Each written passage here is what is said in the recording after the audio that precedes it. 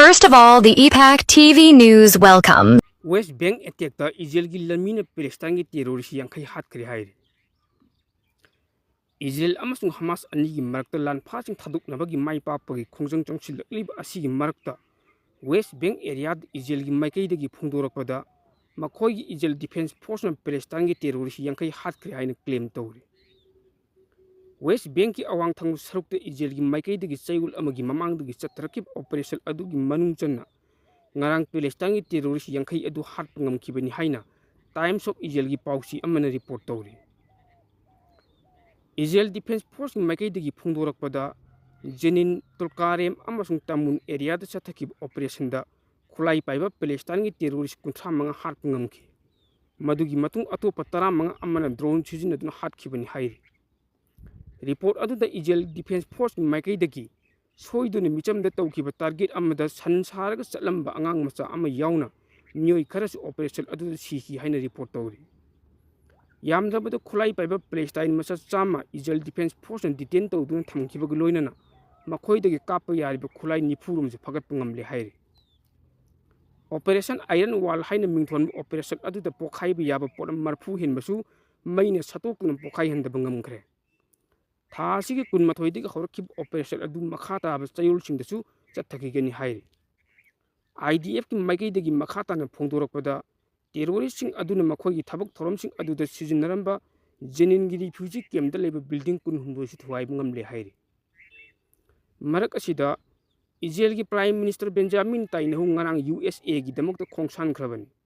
Mahaki khongchat adu da Middle East ki map basi nowni yakthok pangamlagani hayramki. Landa leibak aduna lawkib warep sing aduna Middle East ki saktam machi hongdokpa haurabani. Thauna pharaba mahaki lanmi sing map adubu na hona na yekli loinana President Donald Trump ka nakna chamin aduna afaba laknaba gi damakta security ki pangal hengatnaba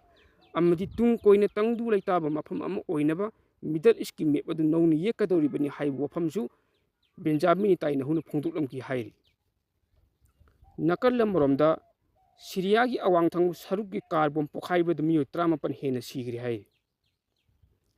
Syria gi awang thang city oriba manbis da ngasi carbon ama pokhaiba da yamdraba da lau singuba gi thabak tawba miyo tramanga hena sigre loinana atopa trani to henban asu apan nangri haina mafam madugi local civil defense authority amadi war monitoring maikai dagi hairi. Thawdok aduna Syria gi awang thang sarukta tangdu laitabagi phim ama laitri haibidu maik singna takli. Laibak adudagi Bashar al-Assad ki hawkiba December thada mahaki lengak tu kibadagi Aleppo province ki manung chana laiba manbins da hingsa gi thaba hengalapagi chang wangli. Hairiba mafam jing asi tongan ma khulai paiba rebel group singna makhoi gi lam khopsin bu honrakpada thorakpa hingsa gi thaba ngaktani hairi. Maruoina tarpkina sogatpa lup Syrian National Army Force amadi USA na sogatpa Kurdish na lusingba Syrian Democratic Force ani gi marakta khut thanari bani hairi. Carbon pokhaiba gi thoduk adu manbins ki maru oiba lambil amagi mapanda lau singuba gi thabak tawba miyo singna puthok pujin tawba vehicle singda target tawduna thokhan gibani. Syrian Defense Force na pirakpa report ta carbon pokhaiba adu da nupi tara mari amasung nupa ama siki. Aduga atopa tara mga amana ka hena asu upanang ki hairi. Adubu Britain da based tawba Syrian Observatory for Human Rights oiriba lup amana phongdorpagi matung inadi sibagi masing asi nupi tara nipal amasung nupa amani haina report asin makhatabi. Atopa pawamana Gaza gi landa angang lising tra trekas da nipan marphum matho yauna sikiba migi masing lising humphuni thoirom sukre hairi. Sahi amaga makhairom gi changda Israel amadi Hamas ka Gaza da sok adun lakliba lal asida pokpa da ngairib angang yauna piklib angang lising tra trekas da nipan marphum mathoirom yauna sikiba Palestine gi masing asi lising humphuni thoirom sukre haina Gaza gi authority sing hairi. Report asigi matung ina lal asida miyo lising kaya su hojik phawu thiba khangdan lairakhiba maramna mangkhab miyo sing adu soidana siamlagani haina thajanari. Lal asida sikiba miyo sing asi bhakchang chada humdrama thoiromdi phangma ngamkhre loinana lal asida hojik su miyo lising tara mariga chani kun thoirom mafam marang khangdana thipam khangdana leiri. Israel akan mamongda lal asigi manung chan air strike ta thaduna landarakhib aduda pokpo da ngairib angang chani ga tram marirom su siki. Loina na million ani henbana lanjena dun awaba punsi mahingdi hingliban. report asigi matung ina ijen yan strike chathaduna pak suna landarakib adudang gazagi building amadi public property sing chada marphugi mathakta pak chaun amanga ta thokraban lan asida pak suna amanga ta tholakpa maramna ceasefire chatna khraba matung da phawba ijelgi lanmi sina gazagi tongan tongan mafam chingda adumak landaduna Palestine macha hatpagi thapuk leppali tan chathari haina chu report asin makhatari nakal lamromda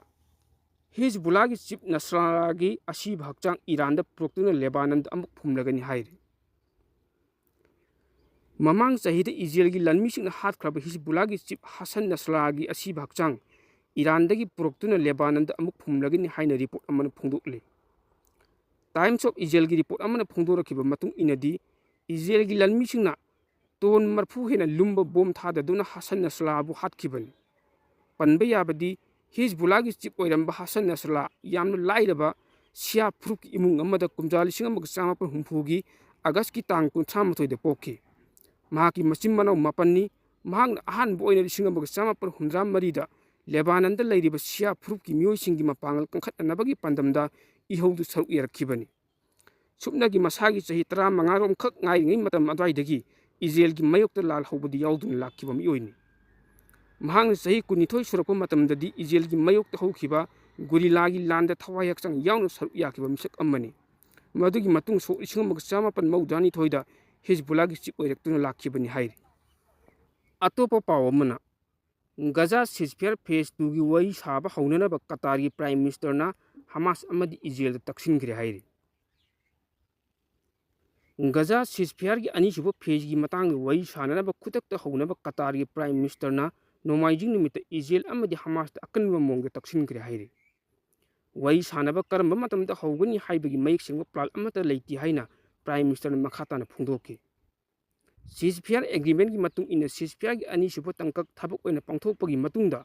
negotiation sing ceasefire ki ahan ba phase ki 33 subo numit haibadi ningthokaba numit ki mamang da hawgadabani hairi mamang thada Israel amasung Hamas na complex oiba phase ahum leigadaba ceasefire ama yanaki yanasi adudagi Gaza da lan lepki hawjik phawda hostel 35 thadokre amasung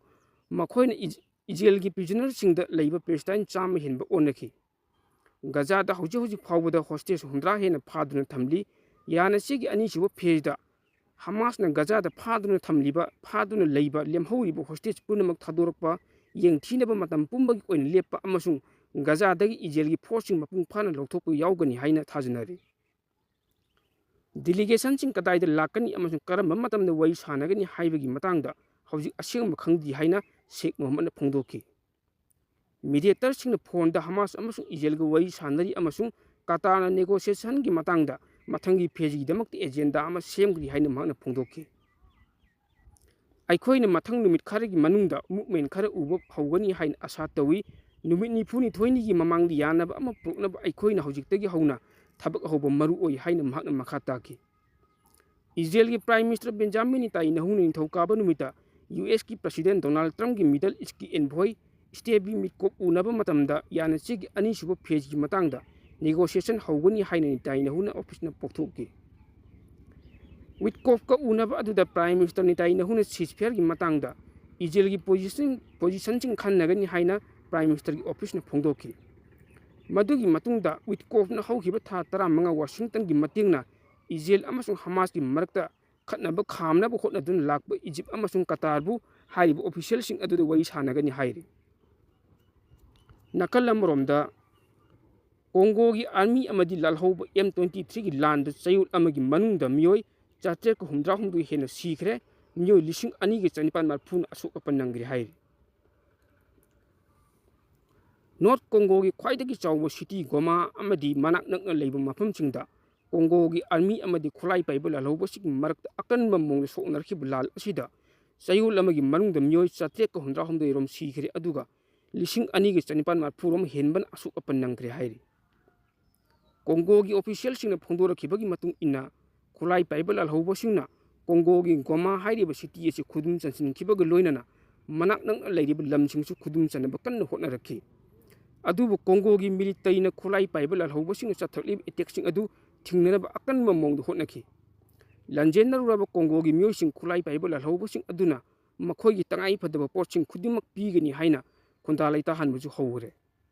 ꯂꯥꯟ ꯑꯁꯤꯒꯤ ꯃꯇꯥꯡꯗ ꯀꯣꯡꯒꯣꯒꯤ ꯃꯤꯆꯝ ꯑꯃꯅ ꯐꯣꯡꯗꯣꯔꯛꯄꯒꯤ ꯃꯇꯨꯡ ꯏꯟꯅꯗꯤ ꯂꯩꯕꯥꯛ ꯑꯁꯤꯗ ꯂꯩꯔꯤꯕ ꯃꯥꯏꯟꯒꯤ ꯇꯥꯡꯂꯕ ꯄꯣꯠꯊꯣꯛꯁꯤꯡ ꯑꯁꯤ ꯂꯧꯍꯧꯅꯕꯒꯤ ꯋꯥꯈꯜꯂꯣꯟꯗ ꯈꯨꯠꯂꯥꯏ ꯄꯥꯏꯕ 100ꯒꯤ ꯃꯊꯛꯇ ꯂꯩꯕꯥꯛ ꯑꯁꯤꯗ ꯂꯥꯜ ꯍꯧꯔꯤ꯫ ꯃꯈꯣꯏꯁꯤꯡ ꯑꯗꯨꯒꯤ ꯃꯅꯨꯡꯗ M23 ꯍꯥꯏꯔꯤꯕ ꯂꯨꯞ ꯑꯁꯤꯅ ꯈ꯭ꯋꯥꯏꯗꯒꯤ ꯃꯄꯥꯡꯒꯜ ꯀꯟꯕ ꯂꯥꯜꯍꯧꯂꯨꯞ ꯑꯃ ꯑꯣꯏꯅ ꯊꯥꯖꯅꯔꯤ꯫ ꯃꯥꯏꯀꯩ ꯈꯨꯗꯤꯡꯃꯛꯇ ꯑꯁꯤꯕ ꯍꯛꯆꯥꯡꯁꯤꯡꯅ ꯄꯤꯛ ꯊꯟꯅ ꯂꯩꯕ ꯃꯔꯝꯅ ꯂꯩꯕꯥꯛ ꯑꯁꯤꯗ ꯃꯤꯆꯝꯁꯤꯡꯅ ꯍꯤꯡꯕ ꯌꯥꯝꯅ ꯋꯥꯒꯅꯤ ꯍꯥꯏꯅꯁꯨ ꯍꯥꯏꯔꯤꯕ ꯃꯤꯆꯝ ꯑꯗꯨꯅ ꯐꯣꯡꯗꯣꯛꯈꯤ꯫ ꯃꯔꯛ ꯑꯁꯤꯗ ꯂꯥꯟ ꯑꯁꯤ ꯀꯟꯁꯤꯜꯂꯛꯄꯅ ꯃꯔꯝ ꯑꯣꯏꯔꯒ ꯏꯟꯗꯤꯌꯥ ꯃꯆꯥꯁꯤꯡ ꯁꯥꯐꯒꯗꯕ ꯃꯐꯝꯁꯤꯡꯗ ꯂꯩꯅꯕ ꯈꯪꯍꯟꯈ꯭ꯔꯦ ꯍꯥꯏꯔꯤ꯫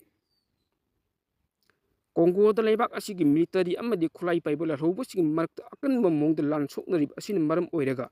ꯀꯣꯡꯒꯣꯗ ꯂꯩꯔꯤꯕ ꯏꯟꯗꯤꯌꯥ ꯃꯆꯥꯁꯤꯡ 1,000ꯒꯤ ꯍꯦꯟꯅ ꯂꯩꯕ ꯑꯁꯤ ꯁꯥꯐꯒꯗꯕ ꯃꯐꯝꯁꯤꯡꯗ ꯂꯩꯅꯅꯕ ꯏꯟꯗꯤꯌꯥꯒꯤ ꯑꯦꯝꯕꯦꯁꯤꯅ ꯑꯦꯗꯚꯥꯏꯖꯔꯤ ꯊꯣꯛꯇꯨꯅ ꯈꯪꯍꯟꯈ꯭ꯔꯦ ꯍꯥꯏꯔꯤ꯫ ꯂꯩꯕꯥꯛ ꯑꯁꯤꯒꯤ ꯂꯥꯜꯍꯧꯕ ꯈ꯭ꯋꯥꯏꯗꯒꯤ ꯃꯄꯥꯡꯒꯜ ꯂꯩꯕ M23 ꯍꯥꯏꯔꯤꯕ ꯂꯨꯞ ꯑꯁꯤꯅ ꯀꯣꯡꯒꯣꯒꯤ ꯌꯨꯝꯊꯪꯅꯕꯗ ꯂꯩꯕ ꯔꯋꯥꯟꯗꯥ ꯍꯥꯏꯔꯤꯕ ꯂꯩꯕꯥꯛ ꯑꯁꯤꯅ ꯃꯄꯨꯡ ꯐꯥꯅ ꯁꯧꯒꯠꯇꯨꯅ ꯂꯥꯛꯈꯤꯕꯅꯤ꯫ ꯃꯔꯝ ꯑꯗꯨꯅ ꯂꯥꯜ ꯑꯁꯤ ꯃꯈꯥ ꯇꯥꯅ ꯑꯀꯟꯕ ꯃꯑꯣꯡ ꯁꯣꯛꯅꯔꯛꯈꯤꯒꯅꯤ ꯍꯥꯏꯕꯒꯤ ꯊꯥꯖꯕ ꯂꯩ ꯍꯥꯏꯔꯤ꯫ ꯑꯇꯣꯞꯄ ꯄꯥꯎ ꯑꯃꯅ ꯄꯥꯀꯤꯁꯇꯥꯟꯗ ꯃꯤꯑꯣꯏ 295ꯔꯣꯝ ꯍꯥꯠꯈ꯭ꯔꯦ ꯍꯥꯏꯔꯤ꯫ ꯖꯅꯋꯥꯔꯤ ꯊꯥꯒꯤ ꯃꯅꯨꯡꯗ ꯄꯥꯀꯤꯁꯇꯥꯟꯗ ꯇꯦꯔꯣꯔꯤꯁꯅ ꯆꯠꯊꯔꯛꯈꯤꯕ ꯑꯦꯇꯦꯛ 63ꯔꯣꯝꯗ ꯂꯩꯕꯥꯛ ꯑꯁꯤꯒꯤ ꯑꯥꯔꯃꯤ ꯌꯥꯎꯅ ꯄꯨꯟꯅ ꯃꯤꯑꯣꯏ 295ꯔꯣꯝ ꯁꯤꯈ꯭ꯔꯦ꯫ ꯃꯤꯑꯣꯏꯁꯤꯡ ꯑꯁꯤꯒꯤ ꯃꯅꯨꯡꯗ ꯄꯥꯀꯤꯁꯇꯥꯟꯒꯤ ꯑꯥꯔꯃꯤꯅ ꯇꯦꯔꯣꯔꯤꯁ 130ꯔꯣꯝ ꯍꯥꯠꯈꯤꯕꯒ ꯂꯣꯏꯅꯅ ꯃꯗꯨꯒꯤ ꯃꯇꯨꯡꯗ ꯇꯦꯔꯣꯔꯤꯁꯀꯤ ꯑꯦꯇꯦꯛꯇ ꯄꯥꯀꯤꯁꯇꯥꯟꯒꯤ ꯑꯥꯔꯃꯤ 90 ꯑꯃꯗꯤ ꯃꯤꯆꯝ 10ꯂꯣꯝꯁꯨ ꯁꯤꯈꯤ ꯍꯥꯏꯅ Pakistan institute for conflict and security ꯁ꯭ꯇꯗꯤꯁꯅ ꯃꯈꯥ ꯇꯥꯅ ꯍꯥꯏꯔꯤ꯫ ꯅꯥꯀꯜ ꯑꯃꯔꯣꯝꯗ ꯄꯦꯂꯦꯁꯇꯥꯏꯟꯒꯤ ꯄ꯭ꯔꯁꯤꯗꯦꯟꯠ ꯏꯖꯦꯜꯕꯨ ꯋꯦꯁ ꯕꯦꯡꯛ ꯏꯊꯅꯤꯛ ꯀ꯭ꯂꯤꯟꯆꯤꯡ ꯇꯧꯕꯒꯤ ꯃꯔꯥꯜ ꯁꯤꯈ꯭ꯔꯦ꯫ ꯄꯦꯂꯦꯁꯇꯥꯏꯟꯒꯤ ꯄ꯭ꯔꯁꯤꯗꯦꯟꯠ ꯃꯣꯍꯝꯃꯗ ꯑब्ꯕꯥꯁꯀꯤ ꯑꯣꯐꯤꯁꯅ ꯅꯤꯡꯊꯧꯀꯥꯕ ꯅꯨꯃꯤꯠꯇ ꯏꯖꯦꯜꯒꯤ ꯃꯤꯂꯤꯇꯔꯤꯅ ꯍꯧꯖꯤꯛ ꯑꯣꯀꯨꯄꯥꯏꯗ ꯋꯦꯁ ꯕꯦꯡꯛꯇ ꯆꯠꯊꯔꯤꯕ ꯑꯣꯄꯔꯦꯁꯟꯁꯤꯡ ꯑꯁꯤ ꯏꯊꯅꯤꯛ ꯀ꯭ꯂꯤꯟꯆꯤꯡꯅꯤ ꯍꯥꯏꯅ ꯌꯥꯅꯤꯡꯗꯕ ꯐꯣꯡꯗꯣꯛꯈ꯭ꯔꯦ, ꯂꯣꯏꯅꯅ ꯈꯨꯠ ꯊꯤꯡꯖꯤꯟꯅꯕ ꯌꯨꯅꯥꯏꯇꯦꯗ ꯁ꯭ꯇꯦꯠꯁꯇ ꯇꯛꯁꯤꯟꯈ꯭ꯔꯦ ꯍꯥꯏꯔꯤ꯫ ꯁ꯭ꯇꯦꯠꯃꯦꯟꯠ ꯑꯃꯗ ꯁ꯭ꯄꯣꯛꯄꯔꯁꯟ ꯅꯕꯤꯜ ꯑꯕꯨ ꯔꯨꯕꯩꯗꯥꯅ ꯍꯥꯏꯈꯤ, ꯑꯣꯀꯨꯄꯦꯁꯟ ꯑꯣꯊꯣꯔꯤꯇꯤꯁꯤꯡꯅ ꯁꯤꯇꯤꯖꯟꯁꯤꯡ ꯇꯥꯟꯊꯣꯛꯄ ꯑꯃꯁꯨꯡ ꯏꯊꯅꯤꯛ ꯀ꯭ꯂꯤꯟꯖꯤꯡꯗ ꯃꯤꯠꯌꯦꯡ ꯊꯝꯕ ꯃꯈꯣꯏꯒꯤ ꯄ꯭ꯂꯥꯟꯁꯤꯡ ꯊꯕꯛꯇ ꯑꯣꯟꯊꯣꯛꯅꯕ ꯋꯦꯁ ꯕꯦꯡꯛꯇ ꯑꯩꯈꯣꯏꯒꯤ ꯄꯦꯂꯦꯁꯇꯥꯏꯟ ꯃꯤꯌꯥꯝꯗ ꯆꯠꯊꯕ ꯃꯈꯣꯏꯒꯤ ꯂꯥꯟ ꯄꯥꯛꯊꯣꯛ ꯆꯥꯎꯊꯣꯔꯛꯄ ꯄꯥꯔꯇꯤꯖꯟꯁꯤꯡꯅ ꯌꯥꯅꯤꯡꯗꯕ ꯐꯣꯡꯗꯣꯛꯈꯤ ꯍꯥꯏꯔꯤ꯫ ꯃꯥꯂꯦꯝꯒꯤ ꯑꯣꯏꯕ ꯇꯣꯉꯥꯟ ꯇꯣꯉꯥꯟꯕ ꯏ ꯄꯥꯎꯁꯤꯡꯕꯨ ꯃꯤꯌꯥꯝꯗ ꯌꯧꯍꯟꯗꯨꯅ ꯃꯤꯌꯥꯝꯒꯤ ꯃꯤꯠ ꯅꯥꯀꯣꯡ ꯑꯣꯏꯍꯜꯂꯤꯕ ꯏꯄꯥꯛ ꯇꯤꯚꯤ ꯅ꯭ꯌꯨꯁ ꯍꯥꯏꯕ ꯅ꯭ꯌꯨꯁ ꯅꯦꯠꯋꯥꯔꯛꯀꯤ ꯌꯨꯇ꯭ꯌꯨꯕ ꯆꯦꯅꯦꯜ ꯑꯃꯗꯤ FB ꯄꯦꯖ ꯑꯁꯤꯕꯨ ꯂꯥꯏꯛ, ꯁꯤꯌꯔ, ꯀꯃꯦꯟꯠ, ꯐꯣꯂꯣ ꯑꯃꯗꯤ ꯁꯕꯁꯀ꯭ꯔꯥꯏꯕ ꯇꯧꯕꯤꯗꯨꯅ ꯇꯨꯡ ꯀꯣꯏꯅ ꯃꯤꯌꯥꯝꯒꯤ ꯁꯦꯕꯥ ꯇꯧꯕ ꯉꯝꯅꯅꯕ ꯁꯄꯣꯔꯠ ꯇꯧꯕꯤꯌꯨ ꯍꯥꯏꯖꯔꯤ꯫